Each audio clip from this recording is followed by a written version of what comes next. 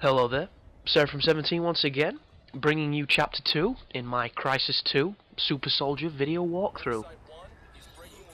And this one's called Sudden Impact, and that's not to be confused with the Jean-Claude Van Damme movie of the same name, where he plays a fireman who takes his son to a hockey game, only for the hockey game stadium to be captured by terrorists, and threatened blah, and kicks, and lots of kicks and high kicks, and Jean-Claude Van Damme's fat head.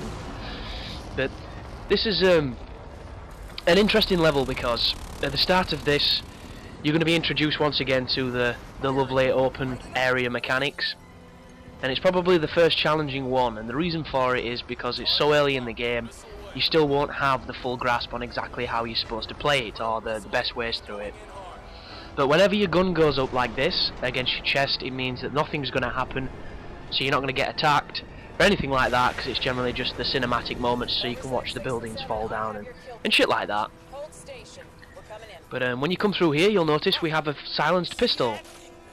And silenced pistol, anything silenced is awesome because it generally doesn't alert the dudes. The only problem is it will make you want to shoot more from when you're in your cloak. And what I didn't touch on in the last video is when you're inside cloak, if you shoot your gun, it's going to empty, I think it's 2/3 of your energy because you fired in your cloak, and it deactivates the cloak as well. So for instance, if you've just gone into stealth and you shoot a noob tube, you're going to go directly to 0 in your stealth and come out of it.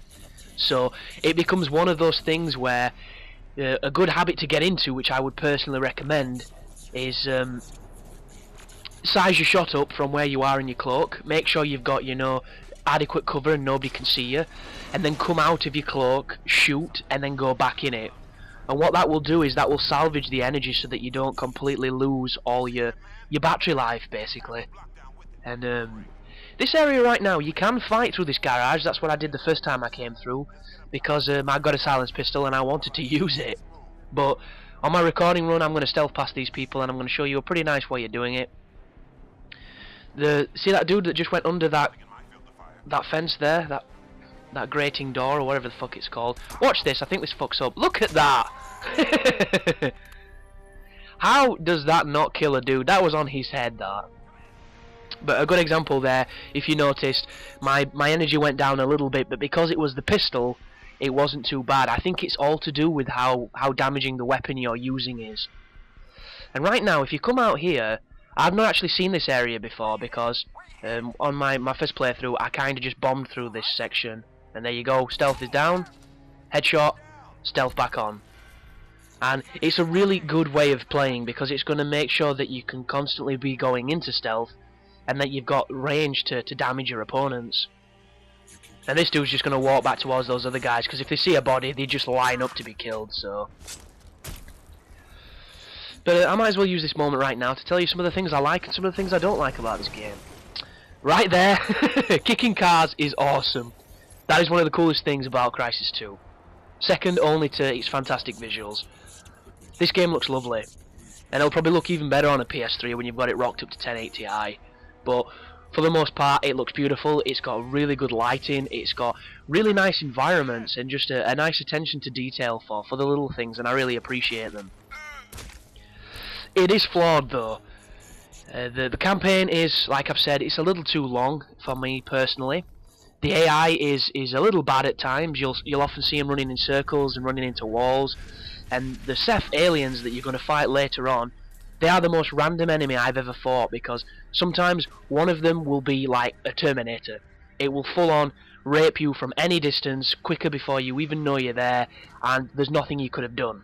Then there's other moments. I mean, look at this. You see him there? That is a good example of what the AI does. What the fuck is he doing? It looks like he's spazzing out and having an epileptic seizure. But the Ceph, yeah man, you can look at him, he's still doing it. You can get 5 aliens all around you, and the hardest thing in the world for them to do is kill you. And it makes no sense. It's probably going to make a lot of people question the difficulty of this guide, but it's just the AI. It's very sporadic, it's very random, and it's an uncontrollable variable in the game. Another thing that I really don't like about this game is the stealth assassination attempt. You'll notice when you get behind people, you'll see like the reticle stretches out a little bit to show you it charging so that you can do the stealth kill.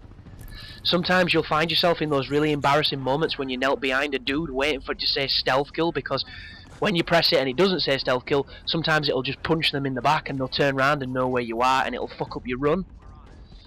And it's just an overall lack of precision when it comes to the assassination mechanic. And I, for one, don't understand what that's about at all. Because I don't know if anybody had the pleasure of playing Mickey Rourke's Rogue Agent, or whatever the fuck that game were called. That was basically a game made, I think, by Obsidian and published by Bethesda. And you played a ponytailed, like, 80s spy dude who ran around cursing at communist Chinese people and breaking their necks from behind and stabbing them with a knife.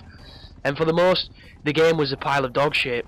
But when you got behind a dude and you pressed A, people died. There was no mistaking it. There was never any of those confusing moments where you did a flimsy little knife wabble or a like little shoulder butt. He full on stabbed a dude in the face and it was game over. But on this game, it's just not that way.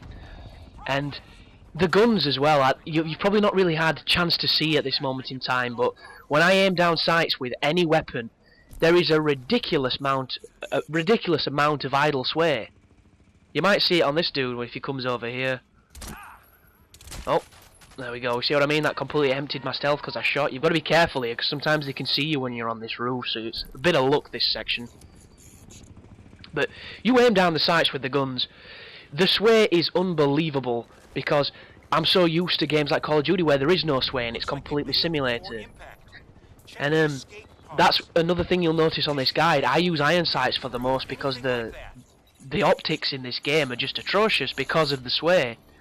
Like, there's a red dot, and the red dot has a hue around it, so you can't really use it to shoot long distances with, and I really don't agree with them, and I don't use them. I mean, the ACOG's a little bit better. The sniper scope is a sniper scope, so you expect sway with that. And the red dot, not the red dot, sorry, the laser sight basically turns the guns into shooters of 7 years ago, where instead of looking down the sights, it kind of just zoomed the screen in a little bit and you saw like a laser, because that's what that does. And apparently it increases the hip fire, but in all honesty, the only time you should be hip firing on this game is if when a Ceph rushes you and you don't have time to aim, because they will do that a lot, and sometimes they take a ton of ammo to kill. And another thing that bugs me, I know I'm sounding like a a whiny little bitch, but that's when I'm at my essence, is the in-game engine cutscenes. Look at him. That is the AI at work, that there, people. That is what you will come across in this game, and right now, that was lucky. If it weren't for the fact that I spun round and I heard him, I would have probably died then, so be careful on this section, because for some reason, when I was recording right here, I got up to this area, I went to examine this, and a guy instantly killed me while I was in cloak, and I had no idea what happened. I died in 2 bullets, it made no sense. But yeah, as I was saying, the cutscenes are rife in this game, and they're telling a story in the best way they can, but that does not necessarily mean it's compelling or enjoyable whatsoever. And there's a lot of times where you're crawling on the floor, or your lead sparked out because some dude's dicked you, or your suit doesn't have any energy, and you can be sat for 10 minutes watching the game do these supposedly dramatic and climactic sections, and it just don't feel as cool as it probably should, because this is one of those games that, because it never pulls away from first person, it keeps you in the game. And for it to keep throwing these 20 minutes and 10 minute cutscenes at you where people are talking and you can't do fuck all, that immediately gets rid of everything you had invested in the game. It completely pulls you out of it. It's not as immersive as it could have been. And right there, that is the chopper pilot saw me when I was going into stealth, so he started shooting at me. But as long as you stay confident, you shouldn't have any problems with it, because the luxury of the stealth is they know where you were when you went into it, but they can't follow you, they can't track you. That will soon change though later on, because you'll come up against enemies that can release EMPs, which will knock your stealth off, and that is a pain in the arse. But when you come through here, you've got to examine some tissue, and it's going to basically be the catalyst for introducing us to the Ceph, because when you come out of this little area, 2 of them are going to turn up. And I don't know if it's because the Scarab is not the most powerful gun, or because early on you're not used to killing them, but These first two Seth seem a lot stronger than the Seth I was killing midway through the game. And they're a little bit intimidating when they first show up, but don't let that get to you, because out of all the enemies you want to be fighting these guys because they're the easiest to control. They have a very limited pattern in how they behave. And the only real threat is when they rush you and they know where you are. That's the only real threat. But sometimes, I mean, I just don't understand them. They're they're just a fucking weird enemy. But cloak works on them. Armor works wonders when you're attacking them. They'll shoot you with a weapon that you can't pick up because it's something to do with being built into the suit. They'll rush you and punch you. They'll let out an EMP blast, and they're very agile. But that aside, it's just another enemy. So just bear in mind on this moment there is two of them, and if they see you, they will come for you because they really like to rush. So I sneak up here and this dude pops up and I'm like, shit, what's this guy doing? And as you can see, he jumps up here, so I try and follow him, and lo and behold, he's pissed off. And I size my shot up, always aim for the head if you can. I mean, look at this, my gun's just not working there. But luckily enough, he doesn't stay around long enough to do any more damage, because one more bullet and he'd have put me to really damaged screen. So he's dropped down there. I've got a height advantage on him, but he's coming up here and they will come to where you are. I mean, look at them, they're like bloody circus acts. But that's one down.